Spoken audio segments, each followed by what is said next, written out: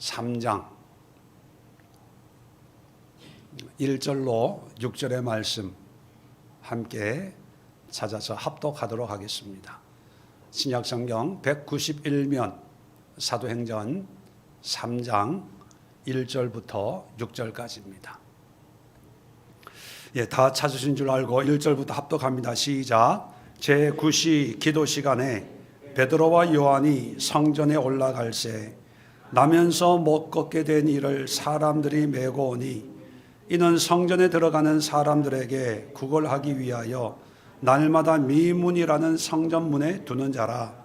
그가 베드로와 요한이 성전에 들어가려 함을 보고 구걸하거늘 베드로가 요한과 더불어 주목하여 이르되 우리를 보라 하니 그가 그들에게 무엇을 얻을까 하여 바라보거늘 베드로가 이르되 은과 금은 내게 없거니와 내게 있는 이것을 내게 주노니 나사렛 예수 그리스도의 이름으로 일어나 걸으라 하고. 아멘. 자, 오늘 이 말씀을 가지고 내게 있는 이것을 내게 주노니 라는 제목으로 은혜를 나누려고 합니다. 이제 지난주에 사도행전 2장을 마치면서 베드로의 설교를 통해서 새로운 신앙 공동체가 형성이 되었고 그 신앙 공동체를 통해서 이제 놀라운 변화들이 일어납니다. 첫 번째 변화는 하나님과의 관계에서 변화가 일어나고 두 번째는 이웃과의 관계에서 일어납니다. 그리고 세 번째는 우리 일상의 변화. 성경은 어떤 물질적인 유무상통하는 그런 모습을 그리고 있는데 우리의 삶에서 가장 큰 영향을 미치는 게 물질이거든요. 이 물질을 어떻게 사용하는가, 그것은 곧 우리의 일상이 어떻게 변화되는가를 보여주는 단면입니다. 자, 이렇게 새로운 신앙 공동체가 곧 이제 교회가 되는데 이런 교회를 형성하면서 2장의 마지막 부분은 어떤 변화의 모습을 얘기한다면 이어서 이제 3장이 시작이 되는 오늘 본문을 보면 이런 변화를 통해서 초대교회 성도들이 교회를 중심으로 해서 이제 삶의 태도와 자세가 어떻게 바뀌어지는가를 단적으로 보여주는 것이 오늘 본문입니다. 이 2장은 변화라면 오늘 본문은 그런 변화를 일으키는 어떤 삶의 자세가 어떻게 변화될까? 세 가지 변화를 우리에게 보여주는데 첫 번째 변화는요, 무엇을 보며 살 것이냐. 두 번째 변화는 무엇을 나누며 살 것이냐. 세 번째 변화는 무엇을 하며 살 것이냐. 저도 이제 나이가 들면서 한번 인생을 되돌아보고 앞으로 이제 또 남은 그런 인생들을 의미 있게 살기 위해서 앞으로 무엇을 하며 살까 이런 생각을 해봅니다. 그래서 지난주에 사모도 누구를 만나서 얘기하다가 뭔가 좀 배워서 외국인들, 한국에 와 있는 외국인들을 좀 돕는 그런 공부도 좀 해볼까 뭐 이런 생각을 하는데 여러분도 아마 그런 생각하지 않을까요? 앞으로 내가 뭘 하고 살까? 그리고 또 어떻게 살까? 사람들과 뭐 나누며 살아야 되는데 뭘 나누며 살까? 그리고 날마다 우리는 늘 보는 게 많지 않습니까? 유튜브부터 TV부터 인터넷부터 이 세상 여러 가지 것들을 보는데 과연 무엇을 보며 살까? 이게 우리 신앙에서도 신앙의 첫 단추를 끼우는데 이제 사도행전 이제 초반 부분이거든요. 신앙의 첫 걸음인데 이 첫 걸음의 단추를 어떻게 끼우며 살까? 이게 참 중요합니다. 혹시 여러분 가운데 신앙을 이제 막 시작하는 분이 있다면 나도 이런 것을 보며 살고 싶다. 이런 걸 나누며 살고 싶다. 또 이런 걸 하며 살고 싶다. 이런 도전을 좀 받았으면 좋겠습니다. 자, 첫 번째 무엇을 보며 살까에 대해서 자, 오늘 본문 다시 함께 보면요. 1절입니다. 제9시 기도 시간에 베드로와 요한이 성전에 올라갈새 나면서 못 걷게 된 이를 사람들이 메고 오니 이는 성전에 들어가는 사람들에게 구걸하기 위하여 날마다 미문이라는 성전문에 두는 자라. 자, 1절, 2절 보면 지금 어떤 상황인가를 얘기하는데, 제9시라고 하는 것은 오늘날 시간으로는 6을 더하면 몇 시입니까? 오후 3시경입니다. 이 3시경 기도 시간에 베드로와 요한이 성전에 가요. 당시의 유대인들을, 경건한 유대인들은 하루에 3번 기도합니다. 아침, 오전에 기도하고, 정오에 기도하고, 그리고 저녁에 기도합니다. 근데 정오에 기도하는데 베드로와 요한은 오후 3시경에 성전에 올라가죠. 여기에 중요한 의미가 있습니다. 뭐냐 하면, 왜 기도하러 굳이 성전에 가야 할까 하는 거예요. 2장 후반 부분에 우리는 성전에 모이기 힘쓰고 또 집에서 떡을 떼면서 성찬하고 교제하는 그런 모임이 시작이 됐다 말씀을 드렸습니다. 그렇다면 예수가 주요 그리스도인 것을 알고 고백했다면 집에서도 기도할 수 있는데, 집에서도 예배할 수 있는데, 집에서도 친교할 수 있는데, 굳이 성전에, 여러분 성전이 어떤 곳입니까? 예수님을 죽인 제사장과 바리새인 어떤 그런 기득권을 가지고 있는 사람들이 버티고 있는 곳이 성전이지요. 그래서 이 성전에 있는 사람들이 예수를 죽였거든요. 근데 그 죽인 예수를 추종하는 무리가 성전에 간다? 이것은 섭을 치고 불에 들어가는 것과 마찬가지입니다. 그래서 지식이 있고 생각이 있는 사람이면 성전에는 절대로 안 가요. 왜? 성전에 가봐야 좋은 일이 안 생기거든요. 베드로와 요한이 성전에 갔는데 결국은 어떻게 됩니까? 제사장들에게 잡혀요. 신문을 받는 그런 결과가 나옵니다. 이런 것을 뻔히 알면서 왜 굳이 안 가도 되는데 성전에 갈까? 우리도 그런 생각할 때가 있어요. 아니, 하나님이 온 천하에 다 계시는데 굳이 왜 교회에서 기도해? 날마다 예배하고 하나님과 동행하는데 굳이 왜 교회에 가서 꼭 예배 참석해야 돼? 목사 설교하는 거 꼭 들어야 돼? 뭐 그런 생각하는 분들이 있죠. 예, 맞아요. 온 땅에 충만하고 꼭 교회에서 기도 안 해도 되고 예배 안 드려도 돼요. 집에서 기도해도 됩니다. 그런데 베드로와 요한 그리고 초대교회 성도들이 성전을 찾은 건 뭐냐면 하나님에 대한 열정의 열심에, 아직 교회라고 하는 그런 공동체의 조직이 체계화되기 전이었기 때문에 이들은 유대인들이지요. 유대인들의 생각 속에는, 정연아 핸드폰 보는 거야? 네. 유대인들의 생각 속에는 성전은 하나님의 집이라는 고정관념이 있었습니다. 그래서 하나님을 만나려면 성전에 가야 된다. 근데 성전이 불편한 곳입니다. 그런데도 그 불편을 뛰어넘는 거예요.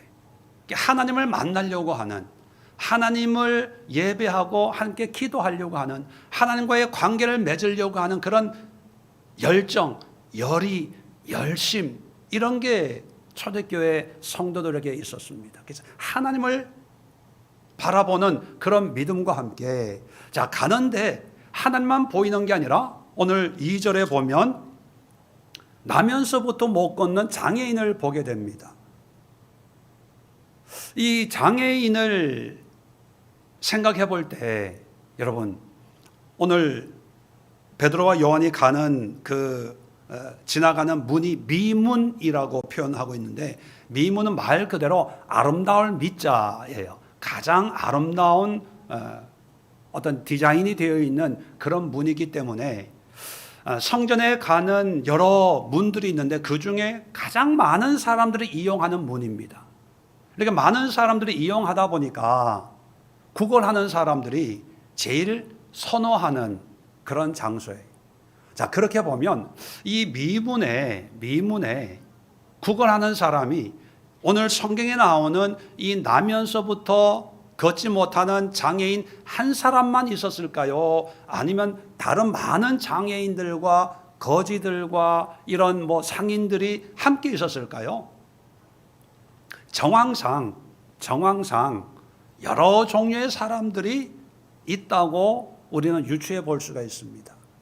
자, 그런데 여러분, 많은 거지들과 구걸하는 사람과 상인들이 있었을 텐데, 그런데 오늘 성경을 보면요, 3절, 4절, 5절 보면 참 재미있는 표현을 우리에게 보여줍니다. 자, 3절을 보면 그가 이제 장애인입니다. 장애인이 베드로와 요한이 성전에 들어가려 함을 보고 구걸해요. 본다라는 표현을 쓰고 있습니다. 4절에 이제 베드로가 요한과 더불어 주목한다는 것도 본다, 집중한다 그런 뜻을 가지고 있어요.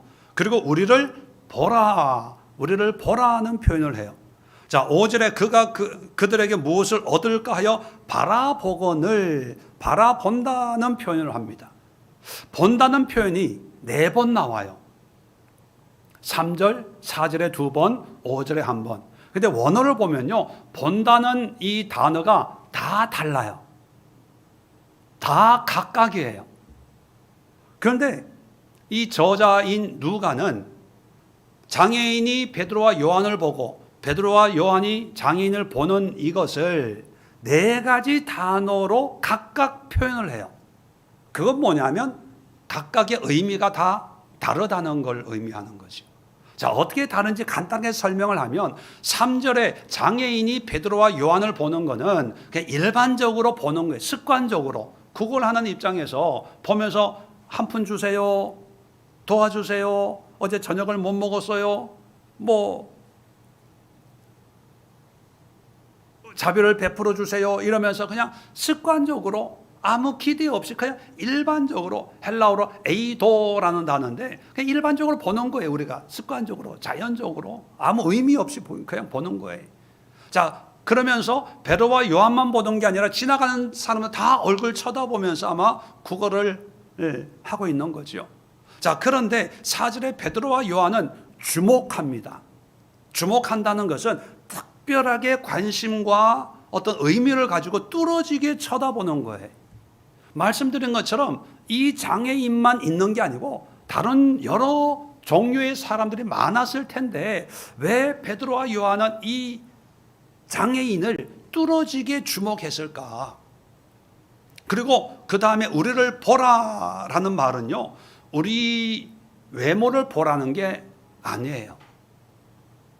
여기서 보라는 것은 우리가 지금 무슨 일을 할 텐데, 무슨 말을 할 텐데 잘 봐, 주목해, 집중해, 이런 의미. 우리가 어떤 중요한 걸 얘기할 때, 자, 여기를 보세요, 이제 절 보세요, 절 봐요, 주무시지 말고 핸드폰 보지 말고 딴 생각하지 말고 자, 절 보세요, 이렇게 주의를 집중시킬 때 나를 보라라고 얘기하잖아요. 자, 그럴 때 내 모습을 보라는 게 아니고 내가 앞으로 할 말이나 할 일에 집중하세요, 이런 뜻이에요. 자, 그랬더니만 5절에 무엇을 얻을까 하여 바라보거늘, 여기서 바라본다는 것은 에페코라는 단어인데 원어적으로는요, 붙잡는다는 뜻입니다. 착 달라붙는다, 그런 뜻이에요. 처음에는 그냥 습관적으로 바라봤는데 이 베드로와 요한이 자, 우리를 보세요 하면서 주의를 환기하니까 이 사람이 뭔가 주겠구나 해가지고 모든 관심이 베드로와 요한에게 딱 집중이 되는 그런 모습을 설명하는 겁니다. 자, 여기서 2 종류의 시선이 있어요. 우리 복음 찬송도 시선이라는 찬양을 했지만, 자, 첫 번째 시선은 장애인이 가지는 시선이에요. 아직 믿음 없는 사람들은 그냥 세상을 봐요. 있으니까 보는 거예요. 그런데 5절에 뭔가 나에게 유익이 되면 그때서야 착 달라붙어서 이 사람이 나에게 뭔가 도움을 주겠구나, 이익을 주겠구나. 사람들의 관심은, 세상 사람들의 관심은요, 철저하게 자기 중심입니다. 자기의 이익이 되면 집중하고 이익이 안 되면 그냥 흘러보내.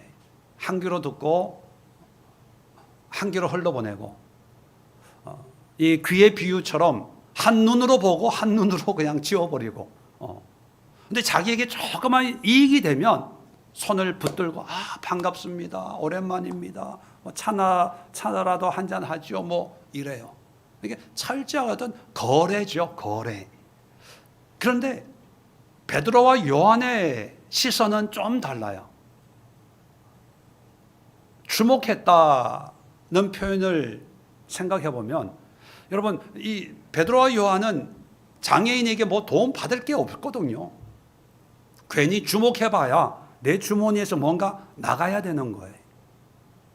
그런데 하나님을 만나러 가는, 하나님을 바라보면서 핍박과 어려움도 극복하리라 하고 하나님께 나아가는 이 베드로와 요한이 하나님만 바라보고 성전에서 기도하는 것과 예배 드리는 것만 생각하고 다른 거는 다 무시하는 게 아니라 하나님도 바라보지만 또 하나님이 필요한 사람, 가장 어렵고 힘들고 고난 가운데 있고 소망이 없는 그런 사람에게도 주목했다는 것, 우리가 크게 깨달아야 됩니다. 어떤 분들은 신앙생활을 하는 것이 기도만 하고 교회만 열심히고 성경만 보고 뭐 하나님만 믿으면 되지 뭐 굳이 이 세상은 어차피 뭐 멸망당할 거고 썩어질 거고 죄투성이고 더럽고 죄악의 냄새가 나는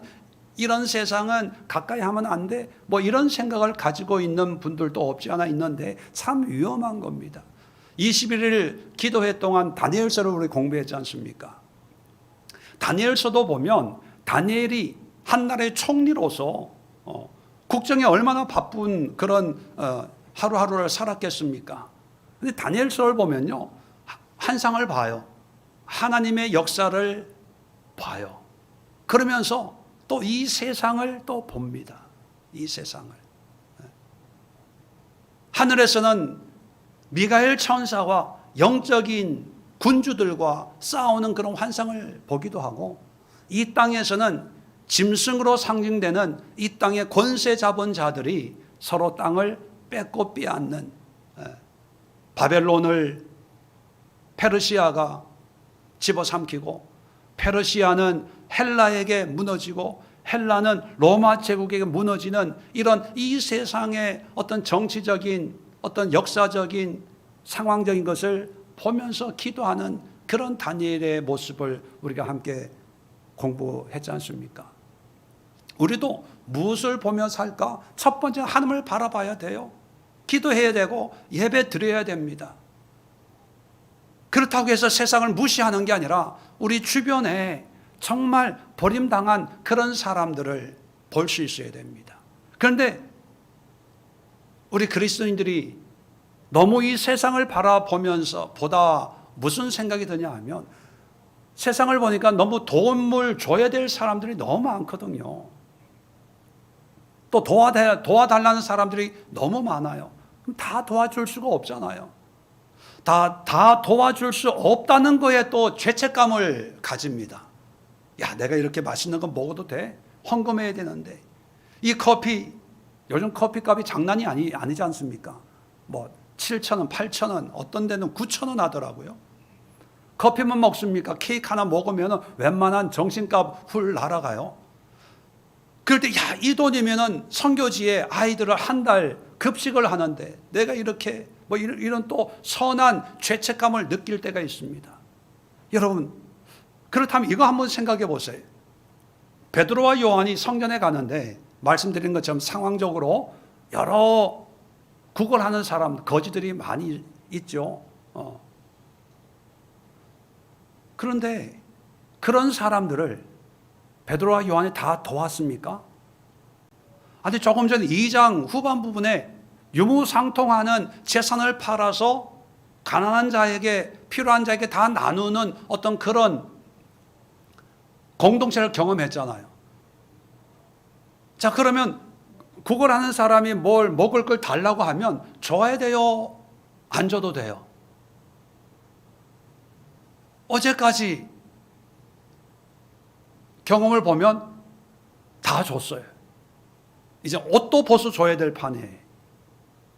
그런데 나중에 보면 뭐라 그래? 나에게는 베드로가 은과 금은 내게 없다는 얘기는 물질적으로 도와줄 수 없었다는 거예요. 그러면 죄책감을 가졌을까요? 미안한 마음을 가졌을까요? 여러분, 성경은 우리에게 어떤 윤리 도덕적으로 모든 사람을 도와야 되고 모든 필요를 채워야 그것이 하나님의 뜻이다라고 얘기하지 않아요. 지난주도 말씀드렸지만 유무상통하는 이런 공동체를 공산주의나 사회주의의 어떤 그런 뿌리라고 여기는 사람들이 있는데 그건 크게 잘못된 것입니다. 공산주의 사회주의는 모든 물질을 공동으로 공공이 서로 나누고 분배하는 그런 사회 어떤 이념인 거에 비해서 교회가 이 성경이 말하는 어떤 유무상통의 어떤 이런 공동체는요, 모든 사람이 다 똑같이 평범하게, 평등하게, 공평하게 나눠 가져야 된다, 이게 아니에요. 그냥 필요한 사람이 필요를 따라서 도와주는 거예요. 또 도움을 받는 거예요. 또 도움을 못 받으면 못 받는 대로 또 감사하는 거예요. 그런데 중요한 것은요, 모든 사람을 다 도울 수는 없지만 중요한 것은 성령의 인도함으로 다 할 수 없지만 주목하게 하는 사람이 있을 때는 주목해야 돼요. 그런데 우리는 다 도와줄 수 없으니까 주목도 안 해요. 어차피 못 도와주는 거, 어차피 다 배불리 먹을 수 없는 거, 그냥 내 갈 길이나 가자, 기도나 하러 가자, 예배나 드리러 가자, 이게 문제인 거죠. 하나님을 보면서 또 성령이 인도하는 보게 하는 사람을 봤다는 게 중요합니다. 자, 그 장애인에게 이제 우리를 보라 이렇게 얘기합니다. 말씀드린 것처럼 우리의 모습을 보라는 게 아니라 이제 앞으로 내가 뭘 얘기하는가, 뭘 줄 건가를 이제 집중하세요. 그 사람에게, 주목한 사람에게 뭔가 나누어야 됩니다. 자, 두 번째로 그러면 뭘 나눠야 될까? 이게 참 중요하죠. 구걸하는 사람들에게 나누는 것은 당연합니다. 이건 뭐 어린 아이들도 다 알죠. 돈이에요, 물질이에요, 빵이에요. 이것만이 그 사람에게 만족을 줄 수 있습니다. 그래서 구걸하는 사람에게 줄 수 있는 빵이 나에게 있냐 없냐, 이게 큰 숙제거든요. 있으면 당연히 주죠. 또 많이 줄 수 있습니다. 근데 만약에 없다면 어떡할까? 자, 성경을 계속해서 5절에 그가 이제 장애인입니다. 그들에게, 베드로와 요한에게 무엇을 얻을까 하여 바라보거늘, 이제 바라봐요. 이제 집중을 하는 겁니다. 자, 6절에 베드로가 이르되 은과 금은 내게 없거니와. 자, 집중하고 있는데 은과 금은 없대요. 순간적으로 낙심이 됐을 거예요. 이게 뭐야? 준다는 거야? 만다는 거야? 이 사람 나가지고 장난치나? 순간적으로 엄한 생각이 다 들었겠죠. 자, 그런데 내게 있는 이것을 내게 주노니, 은과 금은 없는데 있는 게 있대요. 그러니까 또 정신이 번쩍 들겠죠. 야, 도대체 뭐냐? 신용카드를 줄 것이냐? 쿠폰을 줄 것이냐? 뭐가 나올까? 이제 기대가 큽니다. 그런데 이제 얘기를 해요. 나사렛 예수 그리스도의 이름으로 일어나 걸어라. 여러분 같으면 이 얘기를 듣고 주목하고 집중하고 있는데 이 얘기를 들었을 때의 반응이 기뻤을까요? 에이, 이게 뭐야? 라고 실망했을까요? 네? 물어보나 마나죠. 실망이지요. 이 사람의, 이 장애인의 나이가 4장 22절에 보면 이 표적으로 병 나은 사람은 40여세나 되었다. 한 40대의 장애인입니다. 40년 동안을 날마다 성전의 문 앞에서 구걸을 했던 사람이에요. 날마다 성전에 왔기 때문에 예수님에 대해서 아마 소문은 들었을 거예요. 직접 만나지는 못해도, 걷지를 못하니까. 그리고 그 예수가 십자가에 처형당했다는 얘기도 들었을 겁니다. 이 장애인에게 예수의 이미지는 그렇게 훌륭하고 구원을 주고 하나님의 아들이라는 이런 생각보다는 1차적으로 죄인이고 하나님을 모독하다가 제사장들이 사형 십자가형을 받도록 로마 군인들에게 내어주었다, 이 정도만 알겠죠.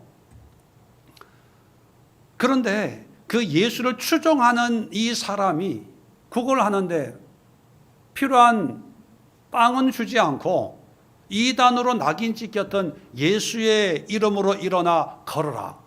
여러분, 우리는 결과를 아니까 은혜가 되지만 이 사람은 나이 40인데 나면서부터 걷지를 못하는 사람이에요. 한 번도 걸어본 적이 없는 사람한테 일어나 걸어라 하면 도전일까요? 욕일까요? 조롱일까요? 욕일 수도 있고 조롱일 수도 있어요. 여러분, 우리 예수 믿는 사람들이 전도가 힘든 이유가 뭐냐 하면, 전도해야 된다는 건 중요성은 다 알아요. 근데 전도를 못하는 이유는 뭐냐면, 내가 이 전도를 했을 때 그 사람이 가질 반응을 너무나 잘 알기 때문이에요.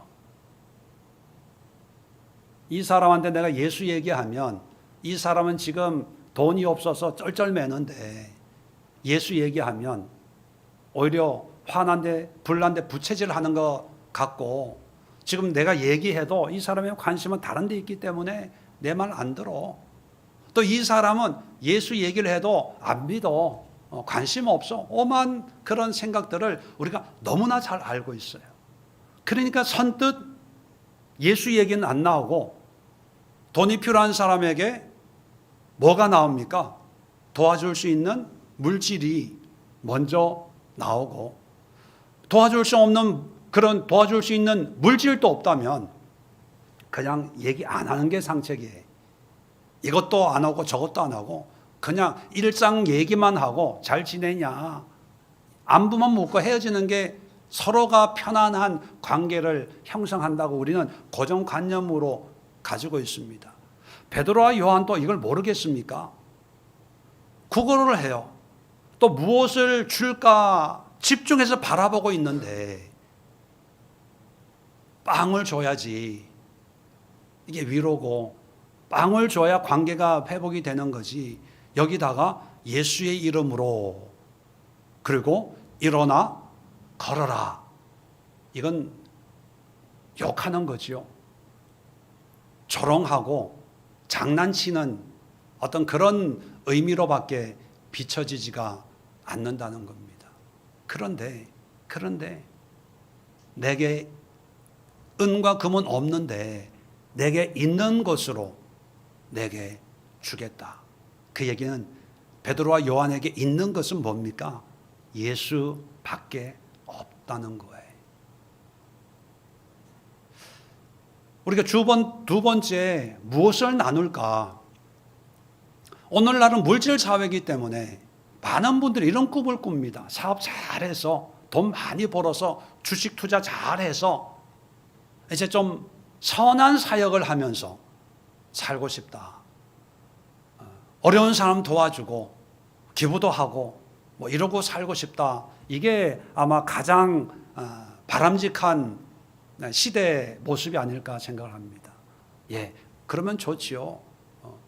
그런데 우리 하나님을 믿는 그리스도인들, 그리고 예수가 나의 왕이심을 믿고 성령의 인도함을 받는 사람들은요, 그 물질을 나누는 것에서 한 걸음 더 나아가서 예수님을, 복음이라 그러죠, 복음을 나누는 삶을 살아야 됩니다. 왜냐하면 물질은요, 한 번도 사람들에게 만족을 준 적이 없어요. 받을 때만 좋지요. 받고 나면 그 다음에 또 불만족입니다. 사도행전 6장에 보면 교회에 첫 번째 분란이 일어납니다. 그 분란이 뭐냐 하면 구제 문제 때문이에요. 헬라파 과부들과 히브리파 과부들 사이에 이제 교회에서 이제 유무상통하는 어떤 그런 구제가 이제 일어나는데, 사람들이 구제를 받고 보니까 히브리파 원래 본토박이들은 많이 주고 헬라파 이방 지역에서 이사 온 그런 유대인들 과부들은 적은 거예요. 아니, 아예 안 주는 것보다 적게 주는 것도 감사했잖아요. 처음에 감사했거든요. 그런데 시간이 지나다 보니까 이제 비교가 되는 거예요. 비교가 되다 보니까 너는 왜 많이 가져? 나는 요거밖에 안 줘. 항상 이런 문제가 생겨납니다. 물질은요, 절대로 해결책이 아니에요. 잠깐의 만족을 주죠. 우리나라 전체 예산의 45%가 복지에 관련된 예산이래요. 엄청난 거죠. 근데 이 복지가 없는 것보다는 좋지만, 이 복지, 정부에서 주는 이 복지 혜택에 만족하는 사람이 있어요? 안 주는 거 주니까 감사는 안 돼. 이걸로 어떻게 살아? 그렇게 생각하고요. 연금 받고 이러면 슬쩍슬쩍 물어봐요. 당신은 얼마 받아? 나는 요거 받는데. 나보다 많이 받으면 좀 기분이 좀 그렇죠. 또 적게 받으면 좀 이렇게 나는 이 정도야. 누구라도 자기가 물질적인 거에 만족하지 않아요. 계속 더 요구를 하죠. 그래서 국회의원들이나 정치인들의 표를 얻기 위해서 이 복지 예산을 계속 증액을 시키는 거예요. 한 번도 삭감된 적이 없어요. 인류 역사에서 복지 예산을 삭감하면 반드시 일어나는 게 이게 반발입니다. 폭동이 일어나요. 데모가 일어나요. 그 얘기는 뭐냐면 물질을 베푸는 건 그림은 좋아요. 구걸하는 사람에게 먹을 걸 준다. 참 좋아요. 근데 그 다음날 또 나와요. 구걸하러. 그리고 어제 본 것보다 오늘 더 많이 벌기를 기대하면서 나와요. 근데 예수는요, 인생을 바꿔요. 구걸하지 않도록 만들어요. 새로운 인생으로 변화시키는 게 예수예요. 그러면 빵이 먼저일까요? 복음이 먼저일까요?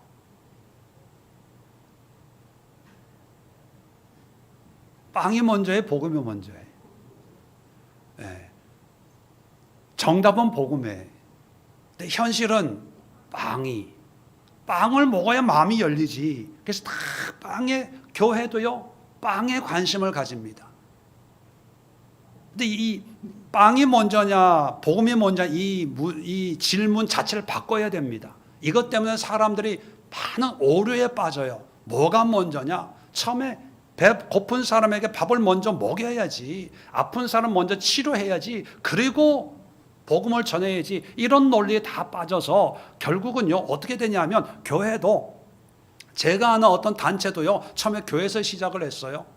교회에서 시작해서 구제하고 여러 사역을 하는데 지금은 교회하고 전혀 관계가 없고 일반적인 그런 사회 조직이 돼버렸어요. 왜 그러냐 하면 처음에는 교회로 시작을 했거든요. 그런데 이제 이 빵을 주니까 사람들이 좋아하니까 사역이 커지는 거예요.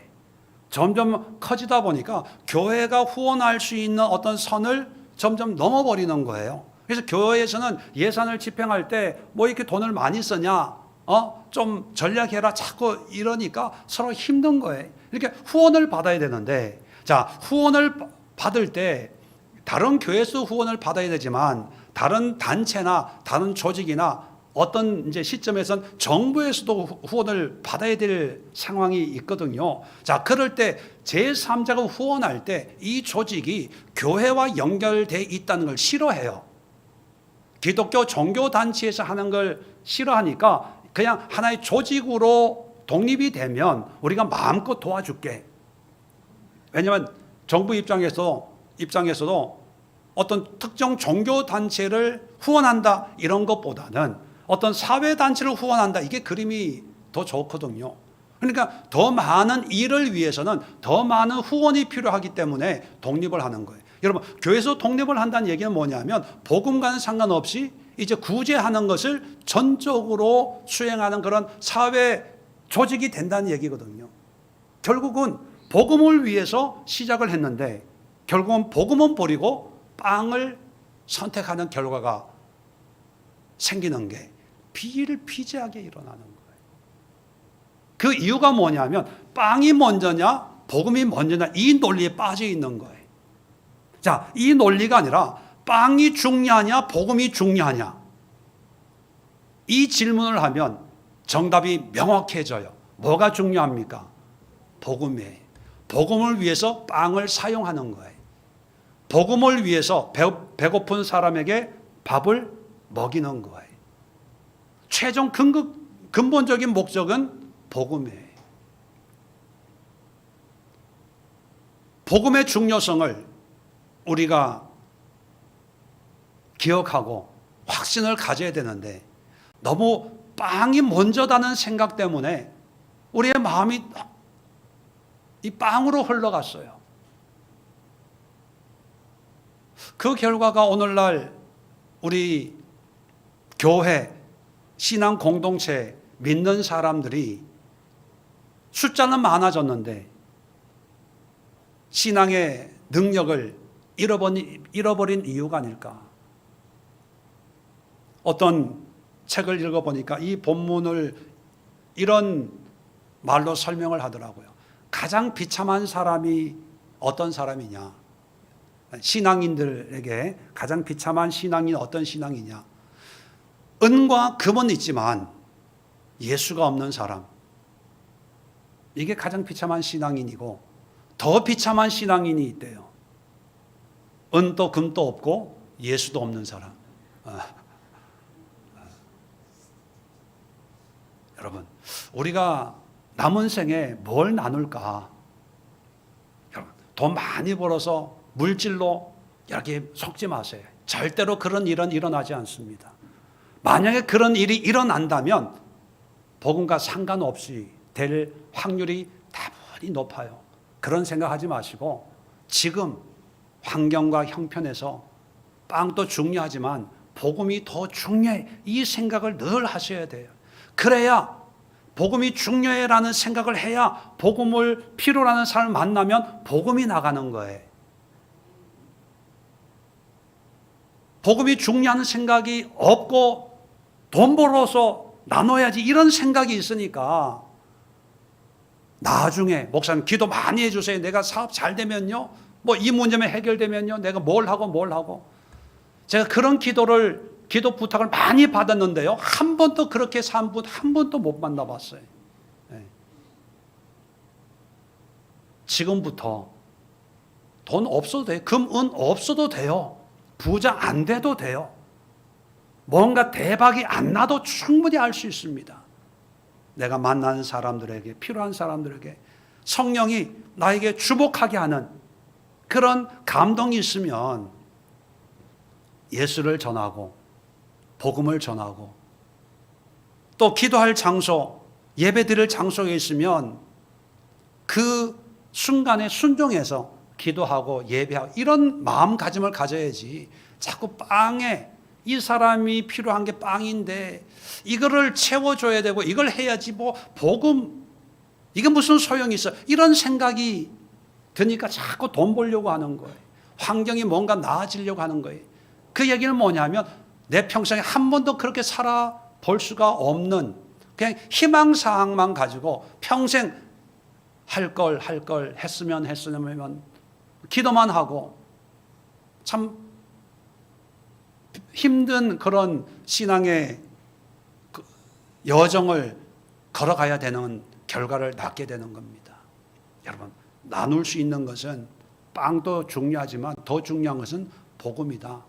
자, 세 번째로 그럼 뭘 하면 살까? 자, 오늘 성경을 좀 더 자세히 보면요. 자, 7절에 이제 오른손을 잡아 일으킵니다. 근데 발과 발목이 곧 힘을 얻고, 자, 여기 발과 발목 힘을 얻는다는 것은요, 우리 번역에는 제대로 번역이 안 됐는데 원어를 보면요, 의학적 용어를 사용합니다. 그래서 발이란 단어와 발목이란 단어는요, 신약 성경에서 딱 여기 한 번 사용돼요. 왜냐하면 의학 용어이기 때문에. 발목이란 단어는요, 복사뼈라는 단어래요. 그리고 힘을 얻는다는 것은 강하게 된다. 그런 의학적인 용어랍니다. 왜냐하면 사도행전을 쓰고 있는 저자가 누가인데, 누가의 직업이 뭡니까? 의사예요. 의사로서 나면서부터 걷지 못한 사람의 상태를 너무나 잘 알지 않습니까? 근데 한순간에 이 사람이 걷게 되는 거예요. 그것을 의학적으로 설명을 하는 거예요.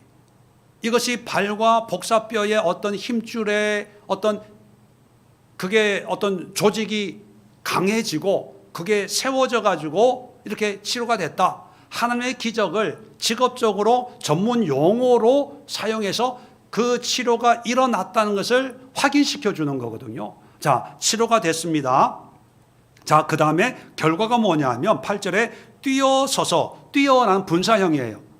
서서는 동사형이고, 그래서 분사는 동사를 수식하거든요. 서는데 그냥 서는 게 아니라 벌떡 일어서는 거예요. 점점 이 차도가 생기는 게 아니라 어떤 시간의 연속성에 의해서 치료가 일어나는 게 아니라 순간적으로 벌떡 일어날 수 있는 그런 순식간의 치료를 얘기하는 거죠. 자, 일어섭니다. 걷습니다. 이것도 동사예요. 그리고 그들과 함께 성전으로 들어가며, 이것도 동사예요. 세 가지 동사가 연거푸 등장을 하고요. 자, 그 다음에 걷기도 하고 뛰기도 하며 하나님을 찬송하며, 세 가지가 분사예요. 분사는 동사를 수식합니다. 무슨 동사를 수식합니까? 걷고 뛰고 하나님을 찬양한다. 이것이 수식하는 단어가 뭘까요? 성전에 들어가면서 어떻게 들어가는가를 설명해 주는 거예요. 뛰기도 하고 걷기도 하고 그리고 하나님을 찬양하며 성전에 들어가요. 자, 그러면 정리를 하면 세 가지 동사와 세 가지 분사를 쭉 나열을 하는데, 여기서 이제 우리가 국어 시간에 본동사라는 거 배웠죠. 본동사. 이 치료를 통해서 결과를 나타내는 본동사는 뭘까? 벌떡 뛰어서 섰다가 본동사일까요? 아니면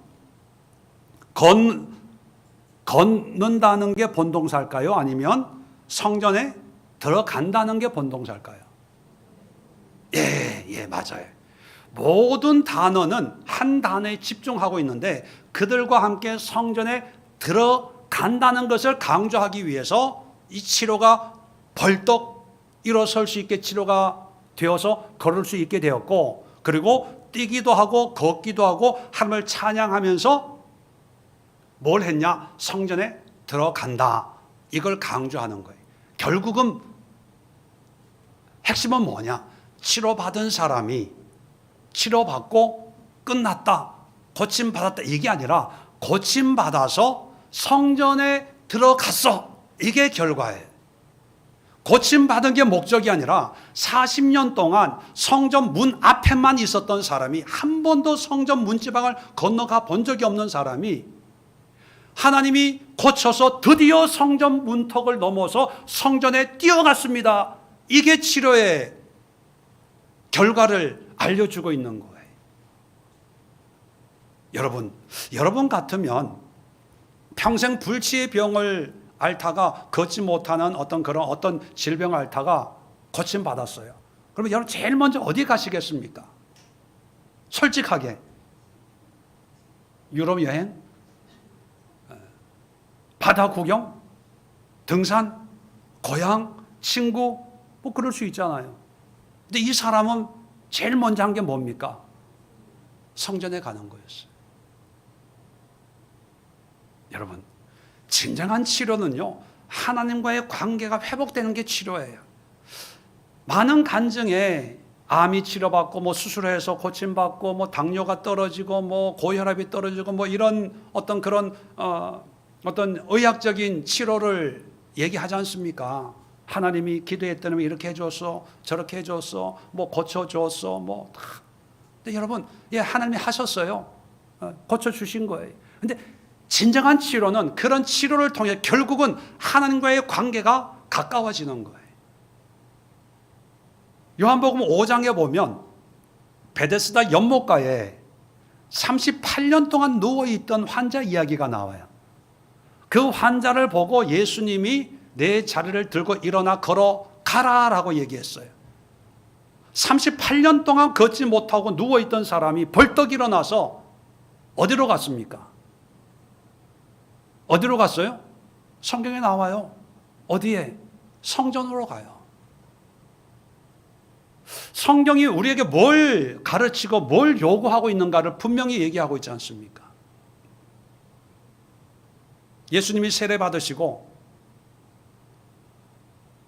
성령이 광야로 인도하세요. 40일 동안 금식 시킵니다. 여러분, 예수님 하나님의 아들인데 굳이 금식할 필요가 있었을까요? 40일 동안 금식하면서 예수님은 누구를 만났을까요? 사탄을 만났을까? 하나님을 만났을까요? 하나님을 만났죠. 그 하나님의 만남을 방해하려고 사탄이 나중에 세 가지 시험을 한 거거든요. 예수님도 공생을 하기 전에 세례받고 성령의 인도하심이 하나님을 만나는, 하나님을 대면하는 광야의 삶으로 인도하셨어요. 베데스다 연못가에 있는 사람도 성전에서 하나님을 만나게 하시고, 여기 오늘 본문에 40년 동안 걷지 못하는 사람들 결국은 치료를 통해서 성전 안으로 들어가는 거예요. 자, 이걸 보면요, 왜 그 많은 거지들과 구걸하는 사람들, 환자들이 있었는데도 불구하고 베드로와 요한이 이 사람을 5절에 주목했는지 우리는 그 단서를 발견할 수가 있습니다. 비록 40년 동안 남들이 떠매어 오는 그런 인생을 살았지만 성전 문 앞에 한 번도 성전 안으로 가본 적이 없지만 이 장애인은요, 마음에 소원이 있어요. 하나님 앞에 가고 싶다. 하나님을 예배하고 싶다. 비록 나는 지금 성전 문 앞에서 구걸하고 있지만 내 평생에 한번 성전 안에 가서 하나님 앞에 예배할 그날이 찾아올까? 현실적으로는 불가능합니다. 유대인들은 장애인들을 그렇게 용납하지 않거든요. 하나님 앞에 죄인이라고 낙인을 찍기 때문에 그 누구도 성전 안으로 데리고 갈 생각조차 하지 않았거든요. 그런데 어느 날 한 사람을 만나는 순간부터 예수의 이름으로 기적을 경험한 순간 기쁨으로 감격스럽게 자발적으로 내 두 발로 걷기도 하고 뛰기도 하고 그리고 하나님을 찬양하면서 성전에 가요. 하나님은 성령을 통해서 이러한 장애인이 가지고 있었던 이런 하나님에 대한 열망을 아시고 그 영혼을 주목하게 한 게 아닐까. 그렇다면 여러분, 우리가 비록 하나님을 만나지 못해도 하나님이 살아있는지, 지옥이 있고 천국이 있는지, 하나님이 이 세상의 주권자인지 확실히 몰라도, 그래서 성전에 오지만 떠밀려 오기도 하고 아내나 남편에게 어떤 환경에 밀려서 오기도 합니다.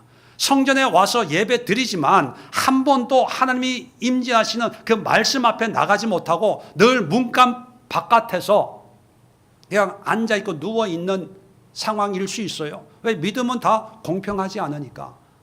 자, 그런데 그럼에도 불구하고 하나님에 대한 열망, 알고 싶다. 나도 만나고 싶다. 나도 하나님을 경험하고 싶다. 나도 하나님을 체험하고 싶다. 이런 열망이 있으면요, 하나님은 그런 열망을 주목하게 해요. 그 열망에 기적을 경험하게 합니다. 그런데 이 다른 환자들처럼 날마다 성전은 가요. 근데 문 앞에만 있는 거죠. 그리고 하나님이 아니라 내 목적을 이루기 위함입니다. 구걸하기 위해서, 먹고 살기 위해서. 그게 1년, 2년, 10년, 30년, 40년 되다 보면 하나님에 대한 관심이 다 없어져 버리는 거예요. 오늘 얼마나 벌까? 얼마나 먹을 것을 구할 수 있을까? 현실적인 문제에만 너무 익숙해서 하나님에 대해서 전혀 관심이 없을 때 하나님은 주목하지 않아요. 여러분 부탁합니다. 여기 앉아 계신 분들이 신앙이 어떤지 모릅니다. 성전 문 앞에 있는지 성전 안에 있는지 저는 몰라요. 하나님만이 아시겠지요. 근데 혹시 여러분 가운데 하나님 앞에서 내가 앞으로 뭘 하며 살아야 될까? 노후를 뭘 하며 지내야 될까? 혹시 그런 생각 가지고 있는 분들이 계시다면 물론 여러 노후 사회 활동을 해야 되겠죠. 근데 또 하나 하나님 만나고 싶다. 하나님을 경험하고 싶다. 내가 알고 있는 이 지식이 전부가 아닌 정말 저 하나님의 성전 안쪽에서 벌어지는 그런 예배의 의미, 말씀의 의미, 기도의 의미, 하나님의 임재의 그 의미를 정말 오롯이 깨달을 수 있는 그런 하나님에 대한 그런 열망. 그래서 하나님 앞으로 가는 수고하고 애쓰고 노력하고 시간을 들이고 마음을 들이고 여러분의 그 분주한 일상을 좀 띄워서 하나님 앞에 드려서 성경도 보시고 기도도 하시고 예배도 드리고 뭔가 하나님 앞에 헌신하며 남은 생애를 이렇게 좀 살고 싶다. 그런 열망을 여러분 잃어버리지 마세요.